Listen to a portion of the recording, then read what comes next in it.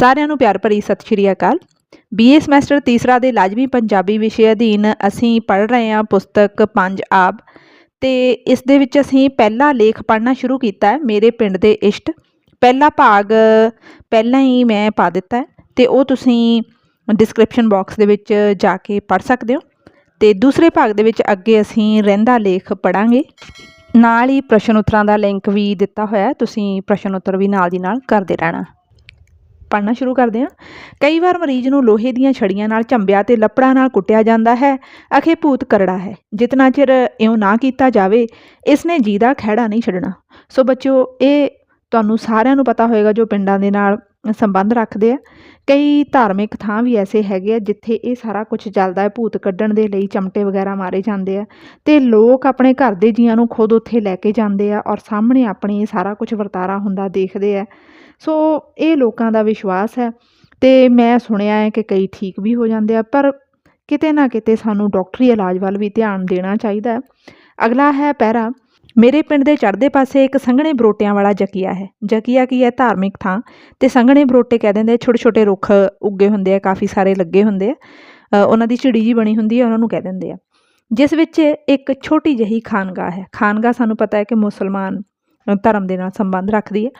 ਇੱਥੇ ਜੁਮੇ ਰਾਤ ਨੂੰ ਮੁਸਲਮਾਨ ਨਿਵਾਜ਼ਾਂ ਪੜ੍ਹਦੇ ਤੇ ਬਾਂਗਾਂ ਦਿੰਦੇ ਹਨ।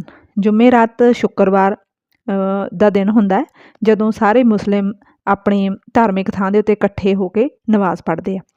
ਮੇਰਾ ਪਿੰਡ ਮਲੇਰਕੋਟਲੇ ਰਿਆਸਤ ਵਿੱਚ ਹੋਣ ਕਰਕੇ ਉੱਥੇ ਮੁਸਲਮਾਨ ਪਹਿਲਾਂ ਦੀ ਤਰ੍ਹਾਂ ਵਸਦੇ ਹਨ। 1947 ਦੇ ਘੱਲੂਘਾਰਿਆਂ ਦੇ ਸਮੇਂ ਇਹਨਾਂ ਨੂੰ ਕਿਸੇ ਨੇ ਇਸ ਲਈ ਕੁਝ ਨਹੀਂ ਸੀ ਕਿਹਾ। ਅਖੇ ਕੋਟਲੇ ਦੇ ਨਵਾਬ ਦੇ ਵੱਡੇ ਵਡੇਰਿਆਂ ਨੇ ਛੋਟੇ ਸਾਹਿਬਜ਼ਾਦਿਆਂ ਨੂੰ ਸਰਹਿੰਦ ਵਿੱਚ ਸ਼ਹੀਦ ਕਰਨ ਵੇਲੇ ਹਾਅ ਦਾ ਨਾਅਰਾ ਮਾਰਿਆ ਸੀ। ਪਿੰਡ ਦੇ ਕਈ ਹਿੰਦੂ ਘਰ ਵੀ ਵੀਰਵਾਰ ਵਾਲੇ ਦਿਨ ਤਕੀਏ ਚੂਰਮਾ ਚੜਾਉਂਦੇ ਹਨ। ਸੋ ਬੱਚਿਓ, ਇਤਿਹਾਸ ਤੋਂ ਤੁਸੀਂ ਸਾਰੇ ਹੀ ਜਾਣੂ ਹੋ। ਜਦੋਂ 10ਵੀਂ ਪਾਤਸ਼ਾਹੀ ਸ਼੍ਰੀ ਗੁਰੂ ਗੋਬਿੰਦ ਸਿੰਘ ਜੀ ਦੇ ਛੋਟੇ ਸਾਹਿਬਜ਼ਾਦਿਆਂ ਨੂੰ ਸਰਹੰਦ ਦੇ ਵਿੱਚ ਨੀਹਾਂ ਦੇ ਵਿੱਚ ਚਣਵਾਇਆ ਗਿਆ ਸੀਗਾ, ਤਾਂ ਮਲੇਰਕੋਟ ਰਿਆਸਤ ਦੇ ਮੁਸਲਮਾਨਾਂ ਨੇ ਇਸ ਗੱਲ ਦੇ ਖਿਲਾਫ ਆਵਾਜ਼ ਉਠਾਈ ਸੀਗੀ। ਸੋ ਇਸੇ ਕਰਕੇ 1947 ਦੇ ਵੰਡ ਦੇ ਸਮੇਂ ਇੱਥੇ ਵਸਦੇ ਮੁਸਲਮਾਨਾਂ ਨੂੰ ਕਿਸੇ ਨੇ ਵੀ ਕੁਝ ਨਹੀਂ ਕਿਹਾ। ਅਗਲਾ ਪੈਰਾ ਹੈ। ਹਰ ਚੜ੍ਹਦੇ ਵਾਰ ਨੂੰ ਪਿੰਡ ਦਾ ਭਰਾਈ ਕੋਟਲੇ ਵਾਲੇ ਪੀਰ ਹੈਦਰ ਸ਼ੇਖ ਦਾ ਰੋਟ ਪਕਾਉਂਦਾ।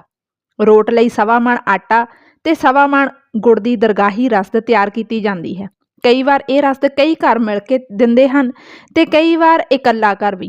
ਰਸਦ ਤਿਆਰ ਕਰਨ ਪਿੱਛੋਂ ਪਾਥੀਆਂ ਦਾ ਇੱਕ ਖਾਸਾ ਵੱਡਾ ਗੁਹਾਰਾ ਧਰਤੀ ਦਾ ਥੱਲਾ ਪੱਧਰਾ ਕਰਕੇ ਚੂਨਾ ਬਣਾਉਣ ਵਾਲੀ ਭੱਠੀ ਦੀ ਤਰ੍ਹਾਂ ਮਗਾ ਦਿੱਤਾ ਜਾਂਦਾ ਹੈ। ਜਦੋਂ ਧਰਤੀ ਦਾ ਥੱਲਾ ਲੋਹਾਰ ਦੇ ਭਖਦੇ ਲੋਹੇ ਜਿਹਾ ਹੋ ਜਾਂਦਾ ਹੈ ਤਾਂ ਸਬਰ ਗੱਤੇ ਤੇ ਕਹੀਆਂ ਨਾਲ ਕਹਾਣੀ ਵਾਂਗ ਮਿੱਧ ਕੇ ਗੁੰਨੇ ਆਟੇ ਦਾ 4 ਉਂਗਲ ਮੋਟਾ ਥਰ ਜਮਾ ਕੇ ਇੱਕ ਪਾਥੀਆਂ ਦਾ ਗੁਹਾਰਾ ਉਸ ਉੱਤੇ ਮਗਾ ਦਿੱਤਾ ਜਾਂਦਾ ਹੈ। ਇਸ ਤਰ੍ਹਾਂ ਇੱਕ ਦਿਨ ਤੇ ਇੱਕ ਰਾਤ ਵਿੱਚ ਰੱਥ ਦੇ ਪਹੀਏ ਜਿੱਡਾ ਲੰਮਾ ਚੌੜਾ ਤੇ 4 ਉਂਗਲਾਂ ਮੋਟਾ ਰੋਟ ਚਿਮਟਿਆਂ ਤੇ ਛੱਲਿਆਂ ਵਾਲੀਆਂ ਲੋਹੇ ਦੀਆਂ ਕੁੰਡੀਆਂ ਦੀ ਛਣਕਾਰ ਹੇਠਾਂ ਜੈ ਅਲੀ ਤੇ ਜੈ ਪੀਰ ਹੈਦਰ ਸ਼ੇਖ ਦੀ ਦੇ ਨਾਅਰਿਆਂ ਦੀ ਗੂੰਜਾਰ ਵਿੱਚ ਪੂਰਾ ਚੜ੍ਹਦਾ ਹੈ। ਹਾੜੀ ਵੱਢਣ ਵਾਲੀ ਦਾਤੀ ਅਤੇ ਕੁਲਹਾੜੀ ਦੇ ਗੰਢ ਵਿੱਚ ਗੁੜ ਉਲੱਦਣ ਵਾਲੇ ਖੌਂਚੇ ਤੇ ਕਈ ਵਾਰ ਕਹੀਆਂ ਨਾਲ ਪੱਕੇ ਹੋਏ ਰੋਟ ਦੇ ਟੁਕੜੇ ਕਰਕੇ ਪਿੰਡ ਦੇ ਹਰ ਘਰ ਬੁਰਕੀ ਭੇਜੀ ਜਾਂਦੀ ਹੈ। ਨਿਆਣਿਆਂ ਵਿੱਚ ਵੰਡਣ ਪਿੱਛੋਂ ਰਹਿੰਦਾ ਹਿੱਸਾ ਹੈਦਰ ਸ਼ੇਖ ਦੇ ਭਗਤਾਂ ਤੇ ਭਰਾਈ ਦੇ ਤਾਣੇ ਪੇਟੇ ਵਿੱਚ ਪੈ ਜਾਂਦਾ ਹੈ। ਸੋ ਸਿਰਫ ਮਲੇਰਕੋਟਲੇ ਵਿੱਚ ਹੀ ਨਹੀਂ, ਪੰਜਾਬ ਦੇ ਵਿੱਚ ਜਿੰਨੇ ਵੀ ਪਿੰਡ ਹੈ, ਲੋਕ ਜਿਹੜੇ ਪੀਰਾਂ ਨੂੰ ਮੰਨਦੇ ਆ, ਉਹ ਅੱਜ ਵੀ ਇਸ ਤਰ੍ਹਾਂ ਆਪਣੇ ਘਰਾਂ ਦੇ ਵਿੱਚ ਵੀ ਰੋਟ ਬਣਾ ਕੇ ਲੋਕਾਂ ਦੇ ਵਿੱਚ ਵੰਡਦੇ ਆ। ਤੁਹਾਡਾ ਵੀ ਆਪਣਾ ਇਹ ਅਨੁਭਵ ਹੋਏਗਾ। ਅਗਲਾ ਪੈਰਾ ਹੈ। ਜੇ ਇਸ ਰੋਟ ਲਈ ਅੰਨ ਤੇ ਗੁੜ ਖਰਾਬ ਕਰਨ ਦਾ ਕਿਸੇ ਇੱਕ ਹੀ ਘਰ ਨੇ ਹੌਸਲਾ ਕੀਤਾ ਹੋਵੇ ਤਾਂ ਉਸ ਘਰ ਸ਼ਰੀਕੇ ਕਬੀਲੇ ਦੇ ਲੋਕ ਬਾਟੀ ਦਾਣੇ ਭਰਾਈ ਨੂੰ ਚੜਾਵਾ ਚੜਾ ਕੇ ਜਾਂਦੇ ਹਨ। ਸੋ ਇੱਥੇ ਲੇਖਕ ਵਿਅੰਗ ਕਰਦਾ, ਉਹ ਤਾਂ ਕਹਿੰਦਾ ਹੈ ਕਿ ਅੰਨ ਤੇ ਗੁੜ ਖਰਾਬ ਕਰਦੇ ਆ ਲੋਕ। ਅਗਲਾ ਪੈਰਾ ਹੈ। ਆਮ ਤੌਰ 'ਤੇ ਕੋਟਲੇ ਵਾਲੇ ਹੈਦਰ ਸ਼ੇਖ ਜੀ ਲੋਕਾਂ ਨੂੰ ਪੁੱਤ ਹੀ ਦਿੰਦੇ ਹਨ। ਇੱਕ ਵਾਰ ਫਿਰ ਇਹ ਵਿਅੰਗ ਹੈ, ਕਿਉਂਕਿ ਲੋਕ ਕਿਸੇ ਵੀ ਧਾਰਮਿਕ ਥਾਂ ਦੇ ਉੱਤੇ ਜਾਂਦੇ ਆ ਤਾਂ ਉੱਥੇ ਪੁੱਤ ਦੀ ਹੀ ਮੰਗ ਕਰਦੇ ਆ, ਧੀ ਦੀ ਕੋਈ ਮੰਗ ਨਹੀਂ ਕਰਦਾ। ਜੇ ਕਿਸੇ ਦੇ ਧੀ ਜੰਮ ਪਵੇ ਤਾਂ ਸਮਝਿਆ ਜਾਂਦਾ ਹੈ ਕਿ ਪੂਰੀ ਤਰ੍ਹਾਂ ਰੱਖ ਨਾ ਰੱਖੇ ਜਾਣ ਕਰਕੇ ਦਾਤਾ ਖੁਸ਼ ਨਹੀਂ ਹੋਇਆ। ਜਿਸ ਦੀ ਸੁੱਖ ਪੂਰੀ ਹੋ ਜਾਵੇ, ਜਾਣੀ ਜਦੋਂ ਕਿਸੇ ਘਰ ਪੁੱਤ ਜੰਮ ਪਏ ਤਾਂ ਸਾਰਾ ਟੱਬਰ ਹੈਦਰ ਸ਼ੇਖ ਦੀ ਕਬਰ 'ਤੇ ਰਾਤ ਕੱਟਣੀ ਚੌਂਕੀ ਭਰਨ ਲਈ ਪੁੰਜੇ ਪੈਂਦੇ ਹਨ। ਉਂਝ ਤਾਂ ਹਰ ਚਾਨਣੀ ਇਕਾਦਸ਼ੀ ਨੂੰ ਹੀ, ਪਰ ਨਿਮਾਣੀ ਇਕਾਦਸ਼ੀ ਨੂੰ ਖਾਸ ਤੌਰ 'ਤੇ ਹੈਦਰ ਸ਼ੇਖ ਦੀ ਕਬਰ ਉੱਤੇ ਕੋਟਲੇ ਭਾਰੀ ਮੇਲਾ ਲੱਗਦਾ ਹੈ। ਨਿਮਾਣੀ ਇਕਾਦਸ਼ੀ ਜਾਂ ਚਾਨਣੀ ਇਕਾਦਸ਼ੀ, ਇਹਨਾਂ ਦਾ ਸੰਬੰਧ ਤਿੱਥਾਂ ਦੇ ਨਾਲ ਹੁੰਦਾ। ਆਪਣੇ ਪਰਿਵਾਰ ਦੇ ਵੱਡਿਆਂ ਤੋਂ, ਆਪਣੇ ਦਾਦਾ ਦਾਦੀ ਤੋਂ ਜ਼ਰੂਰ ਪੁੱਛੋ। ਅੱਗੇ ਹੈ, ਇਹ ਨਜ਼ਾਰਾ ਦੇਖਣ ਨਾਲ ਹੀ ਸੰਬੰਧ ਰੱਖਦਾ ਹੈ ਕਿ ਕਿਵੇਂ ਹੈਦਰ ਸ਼ੇਖ ਦੇ ਭਗਤ ਨੰਗੇ ਪੈਰੀ ਮੈਂ ਕਰਦੇ ਕੁਰਬਾਨੀ ਦੇ ਕਾਲੇ ਬੱਕਰਿਆਂ ਨੂੰ ਬਲੀ ਚੜਾਉਣ ਲਈ ਇੱਕ ਦੂਜੇ ਤੋਂ ਅੱਗੇ ਹੋ ਕੇ ਭੇਟ ਕਰਨ ਲਈ ਧੂਹੀ ਫਿਰਦੇ ਚੜਾਵੇ ਚੜਾ ਕੇ ਪ੍ਰਸੰਨ ਹੋ ਰਹੇ ਹੁੰਦੇ ਹਨ। ਸੋ ਇਹ ਵੀ ਆਪਾਂ ਨੂੰ ਪਤਾ ਹੈ ਕਿ ਬਲੀ ਦੀ ਪਰੰਪਰਾ ਵੀ ਹੈਗੀ ਹੈ, ਬਹੁਤ ਸਾਰੀਆਂ ਥਾਵਾਂ 'ਤੇ ਅੱਜ ਵੀ ਚੱਲਦੀ ਹੈ, ਜੋ ਕਿ ਸਾਨੂੰ ਸਭ ਨੂੰ ਪਤਾ ਹੈ ਕਿ ਗਲਤ ਹੈ। ਅੱਗੇ ਹੈ ਅਗਲਾ ਪੈਰਾ, ਮੇਰੇ ਪਿੰਡ ਦੇ ਲੋਕਾਂ ਦਾ ਖਾਸਾ ਵੱਡਾ ਜੱਥਾ ਹਰ ਦੀਵਾਲੀ ਨੂੰ ਮਰਿਆਂ ਜੀਆਂ ਦੀ ਗਤੀ ਲਈ ਪਹੋਏ ਵੀ ਨਹਾਉਣ ਜਾਂਦਾ ਹੈ। ਸਾਉਣ ਦੇ ਮਹੀਨੇ ਉੱਚੇ ਭੌਣ ਦੇਵੀਏ ਤੇਰੇ ਦਿਸਦੇ ਆਨੰਦਪੁਰ ਤੋਂ ਗਾਉਂਦੇ ਨੈਣਾ ਦੇਵੀ ਦੇ ਭੌਣ ਭਾਵ ਮੰਦਰਾਂ ਦੇ ਦਰਸ਼ਨਾਂ ਨੂੰ ਵੀ ਕਈ ਭਗਤ ਜਨ ਜਾਂਦੇ ਹਨ। ਸੋ ਨੈਣਾ ਦੇਵੀ ਹਿਮਾਚਲ ਦੇ ਵਿੱਚ ਹੈ, ਜੋ ਕਿ ਸਾਡੇ ਪੰਜਾਬ ਦੇ ਬਿਲਕੁਲ ਲਾਗੇ ਹੈ। ਸੋ ਇੱਥੇ ਵੀ ਲੋਕਾਂ ਦੀ ਸ਼ਰਧਾ ਹੈਗੀ ਹੈ, ਸੋ ਇੱਥੇ ਵੀ ਲੋਕ ਮੱਥਾ ਟੇਕਣ ਜਾਂਦੇ ਆ। ਅਗਲਾ ਪੈਰਾ ਹੈ, ਚੰਡੀਗੜ੍ਹ ਲਾਗੇ ਚੰਡੀ ਦੇ ਮੰਦਿਰ ਉੱਤੇ ਮਨਸਾ ਦੇਵੀ ਦਾ ਨਹਾਉਣ ਕਰਨ ਵੀ ਪਿੰਡ ਦੇ ਖਾਸੇ ਬੁੱਢੇ ਠੇਰੇ ਮਿੱਠੀਆਂ ਰੋਟੀਆਂ ਤੇ ਸਫ਼ਰ ਜੋਗੀ ਚੂਰੀ ਤੇ ਪੰਜੀਰੀ ਲੈ ਕੇ ਟੁਰਦੇ ਹਨ। ਨਾਲੇ ਮੁੰਜ ਬਗੜ ਦਾ ਸੌਦਾ, ਨਾਲੇ ਮਨਸਾ ਦੇਵੀ ਨਹਾਉਣ ਵਾਲਾ ਮੁਹਾਵਰਾ ਮੇਰੇ ਪਿੰਡ ਦੇ ਲੋਕ ਗੱਲਾਂ ਕਰਨ ਵਿੱਚ ਤਾਂ ਵਰਤਦੇ ਹਨ, ਪਰ ਸੌਦਾ ਉਹਨਾਂ ਕੀ ਕਰਨਾ ਹੋਇਆ, ਉਹਨਾਂ ਦਾ ਨਹਾਉਣ ਹੀ ਹੋ ਜਾਵੇ ਤਾਂ ਬੜਾ ਹੈ। ਸੋ ਇਹ ਪਹਿਲੀਆਂ ਗੱਲਾਂ। ਜਿਵੇਂ ਪਹਿਲਾਂ ਲੋਕ ਕਿਸੇ ਵੀ ਧਾਰਮਿਕ ਥਾਂ ਦੇ ਉੱਤੇ ਯਾਤਰਾ 'ਤੇ ਜਾਂਦੇ ਸੀਗੇ ਤਾਂ ਪੈਦਲ ਜਾਂਦੇ ਹੁੰਦੇ ਸੀਗੇ, ਨਾਲ ਉਹਨਾਂ ਨੇ ਕੁਛ ਨਾ ਕੁਛ ਸੌਦਾ ਚੱਕ ਲੈਣਾ, ਉੱਧਰ ਹੀ ਉਹ ਵੇਚ ਆਉਣਾ, ਤਾਂ ਕਿ ਕੁਛ ਨਾ ਕੁਝ ਸਫ਼ਰ ਦਾ ਜਿਹੜਾ ਜੋ ਵੀ ਉਹਨਾਂ ਦਾ ਖਰਚਾ ਹੋਣਾ ਉਹ ਵੀ ਨਿਕਲ ਆਉਂਦਾ ਹੁੰਦਾ ਸੀਗਾ। ਸੋ ਇੱਥੇ ਫੇਰ ਇੱਕ ਵਾਰੀ ਇਹ ਵਿਅੰਗ ਕੱਸਦਾ ਹੈ ਕਿ ਉਹਨਾਂ ਨੇ ਸੌਦਾ ਕਿਹੜਾ ਕਰਨਾ ਹੋਇਆ, ਉਹ ਤਾਂ ਸਿਰਫ ਮੱਥਾ ਟੇਕਣ ਹੀ ਜਾਂਦੇ ਆ। ਮੇਰੇ ਪਿੰਡ ਵਿੱਚ ਪਹਿਲਾਂ ਸੁਲਤਾਨੀਆਂ ਦੇ ਪੀਰ ਦੇ ਚੇਲਿਆਂ ਦੇ ਵੀ ਕਾਫੀ ਘਰ ਸਨ, ਜਿਹੜੇ ਜੱਥਾ ਬਣਾ ਕੇ ਭਰਾਈ ਦੀ ਜਥੇਦਾਰੀ ਹੇਠਾਂ ਮੁਲਤਾਨ ਨੇੜੇ ਧੌਂਕਲ ਵਾਲੇ ਪੀਰ ਦਾ ਸੰਗ ਕਰਨ ਜਾਂਦੇ ਹਨ। ਹੁਣ ਉਸ ਦੀ ਥਾਂ ਜਗਰਾਉਂ ਵਾਲਾ ਇੱਕ ਹੋਰ ਪੀਰ ਲੱਭ ਲਿਆ ਹੈ। ਸੈਕੂਲਰ ਹੋਣ ਲਈ ਇੱਕ ਮੁਸਲਮਾਨ ਪੀਰ ਹੀ ਚਾਹੀਦਾ ਸੀ। ਚਲੋ ਕੋਈ ਹੋਇਆ। ਰੌਸ਼ਨੀ ਦੇ ਮੇਲੇ ਤੋਂ 2 ਦਿਨ ਪਹਿਲਾਂ ਹੁਣ ਜਗਰਾਉਂ ਨੂੰ ਵੀ ਇੱਥੋਂ ਕਾਫੀ ਸੰਗ ਜਾਂਦਾ ਹੈ। ਸੋ ਲੇਖਕ ਨੇ ਇਸ ਲੇਖ ਦੇ ਵਿੱਚ ਵਿਅੰਗ ਬਹੁਤ ਕੱਸਿਆ ਹੈ। ਜਿਵੇਂ ਹੁਣ ਜਦੋਂ 1947 ਤੋਂ ਪਹਿਲਾਂ ਅਸੀਂ ਇਕੱਠੇ ਸੀਗੇ ਤਾਂ ਉਦੋਂ ਇਹ ਜੱਥਾ ਕਿੱਥੇ ਜਾਂਦਾ ਹੁੰਦਾ ਸੀਗਾ, ਮੁਲਤਾਨ। ਹੁਣ ਮੁਲਤਾਨ ਤਾਂ ਪਾਕਿਸਤਾਨ ਵਿੱਚ ਰਹਿ ਗਿਆ। ਸੋ ਹੁਣ ਇੱਧਰ ਜਿਹੜੇ ਵਸਦੇ ਮੁਸਲਮਾਨ ਸੀਗੇ ਉਹਨਾਂ ਨੇ ਜਗਰਾਉਂ ਇੱਕ ਹੋਰ ਪੀਰ ਲੱਭ ਲਿਆ ਅਤੇ ਉੱਥੇ ਉਹਨਾਂ ਨੇ ਜਾਣਾ ਸ਼ੁਰੂ ਕਰ ਦਿੱਤਾ। ਸੋ ਹੁਣ ਸਾਡਾ ਭਾਰਤ ਜਿਹੜਾ ਉਹਨੂੰ ਸੈਕੂਲਰ ਦੇਸ਼ ਕਿਹਾ ਜਾਂਦਾ, ਧਰਮ ਨਿਰਪੱਖ ਹੈ। ਸੋ ਇੱਥੇ ਕਹਿੰਦਾ ਕਿ ਉਹਦੇ ਲਈ ਮੁਸਲਮਾਨ ਪੀਰ ਹੋਣਾ ਚਾਹੀਦਾ ਸੀਗਾ। ਚਲੋ ਕੋਈ ਹੋਇਆ, ਭਾਵੇਂ ਉਹ ਮੁਲਤਾਨ ਵਾਲਾ ਹੋਇਆ ਜਾਂ ਕੋਈ ਜਿਹੜਾ ਨਵਾਂ ਲੱਭ ਲਿਆ ਉਹ ਹੈਗਾ। ਸੋ ਇਸ ਤਰ੍ਹਾਂ ਜਿਹੜਾ ਲੇਖਕ ਹੈ ਉਹ ਬਾਰ-ਬਾਰ ਵਿਅੰਗ ਕੱਸਦਾ ਹੈ ਸਾਡੀ ਸੋਚ ਦੇ ਉੱਤੇ, ਸਾਡੇ ਕੰਮਾਂ ਦੇ ਉੱਤੇ। ਅਗਲਾ ਪੈਰਾ ਹੈ, ਚਮਾਰਾਂ ਦੇ ਘਰਾਂ ਵਿੱਚ ਜਗਰਾਵਾਂ ਵਾਲੇ ਮੁਹਕਮਦੀਨ ਪੀਰ ਤੇ ਉਸਦੇ ਚੇਲੇ ਪੋਨਿਆਂ ਵਾਲੇ ਪੀਰ ਦੀ ਮਿੱਟੀ ਲਿਆ ਕੇ ਬਣਾਈ ਇੱਕ ਨਿੰਮ ਹੇਠਾਂ ਸਮਾਧ ਹੈ, ਜਿੱਥੇ ਸਾਲ ਪਿੱਛੋਂ ਦੀਵਾਲੀ ਦੇ ਦਿਨ 20 ਕੋਹ ਤੋਂ ਲੋਕ ਆਉਂਦੇ ਤੇ ਸਾਰੀ ਰਾਤ ਗੀਤ ਤੇ ਭੇਟਾ ਗਾਉਂਦੇ ਰਹਿੰਦੇ ਹਨ। ਉਸ ਪੀਰ ਦੀ ਸਾਡੇ ਪਿੰਡ ਵਾਲੀ ਗੱਦੀ ਦਾ ਮੁਖੀਆ ਰਾਤ ਨੂੰ ਸਿਰ ਮਾਰ ਕੇ ਖੇਡਦਾ ਹੈ। ਕਹਿੰਦੇ ਨੇ ਉਦੋਂ ਮਨ ਵਿੱਚ ਕੋਈ ਖੋਟੀ ਨੀਅਤ ਰੱਖ ਕੇ ਨਹੀਂ ਬੈਠਣਾ ਚਾਹੀਦਾ, ਨਹੀਂ ਤਾਂ ਪੀਰ ਮਨ ਦੀਆਂ ਬੁੱਝ ਲੈਂਦਾ ਹੈ। ਸੋ ਇਹ ਖੇਡਣ ਵਾਲਾ ਕੰਮ ਵੀ ਤੁਸੀਂ ਬਹੁਤ ਦੇਖਿਆ ਹੋਵੇਗਾ, ਬਹੁਤ ਸਾਰੀਆਂ ਧਾਰਮਿਕ ਥਾਵਾਂ ਦੇ ਉੱਤੇ ਚੱਲਦਾ ਹੈ, ਜੋ ਕਿ ਮੈਨੂੰ ਇਹ ਲੱਗਦਾ ਹੁੰਦਾ ਹੈ ਕਿ ਕਿਸੇ ਮਾਨਸਿਕ ਸਮੱਸਿਆ ਦੇ ਨਾਲ ਸੰਬੰਧਿਤ ਹੁੰਦਾ ਹੈ ਉਹ, ਜਿਹਦੇ ਪਿੱਛੇ ਲੋਕ ਲੱਗ ਕੇ ਬਹੁਤ ਕੁਛ ਆਪਣਾ ਵਿਗਾੜ ਵੀ ਲੈਂਦੇ ਆ। ਅਗਲਾ ਪੈਰਾ ਹੈ, ਪਿੰਡ ਦੇ ਚੜ੍ਹਦੇ ਪਾਸੇ ਇੱਕ ਸਿੱਧ ਬਾਬੇ ਦੀ ਸਮਾਧ ਹੈ, ਜਿਸ ਨੂੰ ਗਿੱਲ ਗੋਤ ਦੇ ਘਰ ਆਪਣਾ ਵੱਡਾ ਵਡੇਰਾ ਮੰਨਦੇ ਹਨ। ਹਰ ਤਿੱਥ ਤਿਉਹਾਰ ਨੂੰ ਇਸ ਸਮਾਧ ਦੀ ਮੰਨਤ ਹੁੰਦੀ ਤੇ ਚੜਾਵੇ ਚੜ੍ਹਦੇ ਹਨ। ਇਸ ਗੋਤ ਦੇ ਘਰਾਂ ਵਿੱਚੋਂ ਜਦੋਂ ਕਿਸੇ ਮੁੰਡੇ ਦਾ ਵਿਆਹ ਹੋਵੇ ਤਾਂ ਇਹ ਸਮਾਧ ਖਾਸ ਰੌਣਕ ਮੇਲੇ ਦਾ ਕੇਂਦਰ ਬਣ ਜਾਂਦੀ ਹੈ। ਨਵੀਂ ਵਿਆਹਲੀ ਲੈ ਕੇ ਲਾੜਾ ਨਾਨਕੇ ਦਾਦਕੇ ਮੇਲ ਅਤੇ ਪਿੰਡ ਦੇ ਬਹੂ ਦੇਖਣ ਦੇ ਚਾਅ ਵਾਲੇ ਮੁੰਡੇ ਕੁੜੀਆਂ ਦੇ ਅਲਬੇਲੇ ਜਲੂਸ ਨਾਲ ਇੱਥੇ ਛਟੀਆਂ ਖੇਡਣ ਲਈ ਪੁੱਜਦਾ ਹੈ। ਸੋ ਇਹ ਇੱਕ ਹੋਰ ਗਿੱਲ ਗੋਤ ਦੇ ਨਾਲ ਸੰਬੰਧਿਤ ਜਗ੍ਹਾ ਹੈ ਜੋ ਲੇਖਕ ਦੇ ਪਿੰਡ ਦੇ ਵਿੱਚ ਹੈ। ਅਗਲਾ ਹੈ ਪੈਰਾ, ਤੂਤ ਦੀਆਂ ਸ਼ਮਕਾਂ ਲੈ ਕੇ ਬਹੂ ਲਾੜੇ ਨੂੰ ਚੰਬਦੀ ਹੈ। ਲਾੜਾ ਬਹੂ ਨੂੰ, ਵਹੁਟੀ ਨੇ ਤਾਂ ਆਪਣੇ ਸਿਰ ਦੇ ਸਾਈਂ ਨੂੰ ਕੀ ਦੁੱਖ ਦੇਣਾ ਹੋਇਆ, ਅੱਗੋਂ ਲਾੜਾ ਵੀ ਦਿਖਾਵੇ ਲਈ ਘੱਗਰੇ ਉੱਤੇ ਦੱਬ ਕੇ ਪੋਲੀਆਂ ਜਹੀਆਂ ਪਰ ਖੜਾਕ ਖਾਸਾ ਕਰਨ ਵਾਲੀਆਂ ਛਮਕਾਂ ਮਾਰ ਛੱਡਦਾ ਹੈ। ਸੋ ਸਾਡੇ ਪਿੰਡਾਂ ਵਾਂਗ ਲੇਖਕ ਦੇ ਪਿੰਡ ਦੇ ਵਿੱਚ ਵੀ ਛਟੀਆਂ ਖੇਡਣ ਦਾ ਰਿਵਾਜ ਹੈ। ਅਗਲਾ ਪੈਰਾ ਹੈ, ਲਾੜੇ ਨੂੰ ਮੁੰਡੇ ਤੇ ਵਹੁਟੀ ਨੂੰ ਲਾੜੇ ਦੀਆਂ ਭਰਜਾਈਆਂ ਇੱਕ ਦੂਜੇ ਤੋਂ ਵੱਧ ਚੜ੍ਹ ਕੇ ਤਾਨੇ ਮਾਰਦੀਆਂ ਹਨ। ਇੱਕ ਰਾਤ ਵਿੱਚ ਹੀ ਮੋਹ ਜਾਗ ਪਿਆ ਕੁੜੇ, ਲੈ ਵੇਖ ਕਿਵੇਂ ਪੋਲੇ ਹੱਥੀਂ ਮਾਰਦੀ ਹੈ। ਦੂਜੀ ਆਖਦੀ ਹੈ, ਅੱਜ ਦਾ ਦਿਨ ਹੀ ਹੈ, ਮਾਰ ਲੈ ਜਿੰਨੀਆਂ ਮਾਰਨੀਆਂ ਨੇ, ਫੇਰ ਤਾਂ ਤੈਨੂੰ ਹੀ ਸਾਰੀ ਉਮਰ ਖਾਣੀਆਂ ਪੈਣਗੀਆਂ। ਸੋ ਇਹ ਵੀ ਆਪਾਂ ਕਹਾਂਗੇ ਕਿ ਪਹਿਲੇ ਸਮੇਂ ਦੀ ਹੋਈ ਗੱਲ ਹੈ, ਕਿਉਂਕਿ ਹੁਣ ਤਾਂ ਦੋਨਾਂ ਦਾ ਅਹੁਦਾ ਬਰਾਬਰ ਹੈ। ਸੋ ਕੋਈ ਵੀ ਕਦੇ ਵੀ ਕਿਸੇ ਦੇ ਮਾਰ ਸਕਦਾ। ਅਗਲਾ ਪੈਰਾ ਹੈ, ਦੇਖੋ ਓਏ, ਇਹ ਉਹੀ ਪੀਤਾ ਹੈ ਜਿਹੜਾ ਕੁੰਡੀ ਮੈਂ ਦੇ ਸੋਟੀ ਮਾਰ ਕੇ ਗੋਡੀ ਰਵਾ ਦਿੰਦਾ ਸੀ, ਹੁਣ ਬਹੂ ਦੇ ਪੰਗ ਦੀ ਨਹੀਂ ਲੱਗਣ ਦਿੰਦਾ। ਪਤਾ ਨਹੀਂ ਸਾਲੀ ਨੇ ਰਾਤੋਂ ਰਾਤ ਕੀ ਘੋਲ ਕੇ ਪਿਆ ਦਿੱਤਾ। ਮੁੰਡੇ ਇਉਂ ਮਖੌਲ ਉਡਾਉਂਦੇ ਹਨ। ਅਗਲਾ ਪੈਰਾ ਹੈ, ਕਈ ਭਰਜਾਈਆਂ ਇਸ ਵੇਲੇ ਚਾਹ ਕਾਬੂ ਵਿੱਚ ਨਹੀਂ ਰੱਖਦੀਆਂ। ਵਹੁਟੀ ਹੱਥੋਂ ਛਟੀ ਖੋ ਕੇ, ਇਹ ਤੈਥੋਂ ਸੂਤ ਆਉਣ ਵਾਲਾ ਨਹੀਂ, ਮੈਨੂੰ ਦੇ, ਕਹਿ ਕਹਾ ਮਾਰ ਕੇ ਲਾੜੇ ਨੂੰ ਧੁੱਪੇ ਪਾਈ ਕਪਾਹ ਵਾਂਗ ਝੰਬ ਸੁੱਟਦੀਆਂ ਹਨ। ਵੱਡੇ ਛੋਟੇ ਦੀ ਪਰੋ ਹੈ, ਅੱਜ ਭਾਵੇਂ ਕੁਝ ਕਰ ਲਵੋ, ਤਣੀ ਛੋਟੀ ਤੇ ਕੋਈ ਡਰ ਨਹੀਂ ਹੁੰਦਾ। ਇਹ ਅਖਾਣ ਉਹਨਾਂ ਦੀਆਂ ਮਨ ਆਈਆਂ ਕਰਨ ਦੇ ਬਚਾਅ ਲਈ ਢਾਲ ਹੁੰਦੀ ਹੈ। ਸੋ ਹੁਣ ਵਿਆਹ ਵਾਲਾ ਦਿਨ ਹੁੰਦਾ, ਸੋ ਭਰਜਾਈਆਂ ਵੱਡੀਆਂ, ਸੋ ਵੱਡਿਆਂ ਦਾ ਮਾਣ ਵੀ ਪਹਿਲਾਂ ਵਧੇਰੇ ਕੀਤਾ ਜਾਂਦਾ ਹੁੰਦਾ ਸੀਗਾ। ਕਿਤੇ ਨਾ ਕਿਤੇ ਹੁਣ ਦੇ ਸਮੇਂ ਦੇ ਵਿੱਚ ਇਹ ਜਿਹੜੀ ਇੱਜ਼ਤ ਹੈ ਵੱਡਿਆਂ ਦੀ ਕਰਨਾ, ਉਹ ਵੀ ਘਟੀ ਹੈ। ਸੋ ਭਰਜਾਈਆਂ ਨੇ ਵਹੁਟੀ ਦੇ ਹੱਥੋਂ ਸੋਟੀ ਲੈ ਕੇ ਉਹ ਆਪਣੇ ਦੇਵਰ ਦੇ ਮਾਰ ਲੈਣੀ, ਤੇ ਦੇਵਰ ਨੂੰ ਗੁੱਸਾ ਵੀ ਨਹੀਂ ਸਿਖਾਉਂਦਾ ਹੁੰਦਾ। ਅਗਲਾ ਹੈ ਪੈਰਾ, ਇਸ ਸਿੱਧ ਬਾਬੇ ਦੀ ਸਮਾਧ ਉੱਤੇ ਕਈ ਸੁੱਖਣਾ ਵੀ ਸੁਖੀਆਂ ਜਾਂਦੀਆਂ ਹਨ। ਆਖਦੇ ਹਨ ਇੱਕ ਬੁੱਢੀ ਦੇ ਪੁੱਤਰ ਦਾ ਵਿਆਹ ਨਹੀਂ ਸੀ ਹੁੰਦਾ, ਉਹ ਰੋਜ਼ ਸਿੱਧ ਬਾਬੇ ਦੀ ਸਮਾਧ ਉੱਤੇ ਮੂੰਹ ਹਨੇਰੇ ਨੰਗੇ ਪੈਰੀਂ ਜਾਂਦੀ ਤੇ ਮੰਗ ਮੰਗਦੀ। ਕੀ ਮੰਗ ਮੰਗਦੀ ਹੈ? ਹੇ ਸਿੱਧ ਬਾਬਾ, ਜੇ ਮੇਰਾ ਪੁੱਤ ਕਿਤੇ ਫਸ ਜਾਵੇ ਤਾਂ ਤੇਰਾ 2.5 ਰੁਪਏ ਦਾ ਕੜਾਹ ਚੜਾਵਾਂ। ਇੱਕ ਦਿਨ ਕਿਸੇ ਵਕੂਏ ਦੇ ਸਿਲਸਿਲੇ ਵਿੱਚ ਉਸਦੇ ਪੁੱਤਰ ਨੂੰ ਪੁਲਿਸ ਫੜ ਕੇ ਲੈ ਗਈ।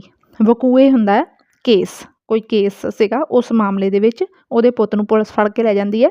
ਬੁੜੀ ਨੇ ਸਮਝਿਆ ਸਿੱਧ ਬਾਬੇ ਨੇ ਮੇਰੀ ਸੁਣ ਤਾਂ ਲਈ ਹੈ, ਪਰ ਮਤਲਬ ਉਲਟ ਸਮਝਿਆ ਹੈ। ਉਹ ਦੂਜੇ ਦਿਨ ਸਮਾਧ ਉੱਤੇ ਫੇਰ ਗਈ। ਸਮਾਧ ਮੂਹਰੇ ਘਿਘਿਆ ਕੇ ਨੱਕ ਘਸਾ ਘਸਾ ਕੇ ਕਿੰਨਾ ਚਿਰ ਹੀ ਕੂਕਦੀ ਰਹੀ, ਹੇ ਉਲਟੀਆਂ ਸਮਝਣ ਵਾਲਿਆ ਸਿੱਧ ਬਾਬਿਆ, ਮੈਂ ਆਪਣੇ ਪੁੱਤ ਨੂੰ ਜੇਲ੍ਹ ਫਸਾਉਣ ਦੀ ਮੰਗ ਕਾਹਨੂੰ ਮੰਗੀ ਸੀ? ਮੈਂ ਤਾਂ ਪੁੱਤ ਲਈ ਬਹੂ ਮੰਗਦੀ ਸੀ। ਕਹਿੰਦੇ ਕਈ ਸਾਲਾਂ ਪਿੱਛੋਂ ਸਿੱਧ ਬਾਬੇ ਨੇ ਉਸ ਬੁੜੀ ਦੀ ਮਨਸ਼ਾ ਪੂਰੀ ਕੀਤੀ। ਸੋ ਇਸ ਤਰ੍ਹਾਂ ਲੇਖਕ ਦੇ ਅਨੁਸਾਰ ਕਈ ਬਾਬੇ ਉਲਟ ਵੀ ਸਮਝ ਜਾਂਦੇ ਆ ਉਸ ਬੁੜੀ ਦੇ ਅਨੁਸਾਰ।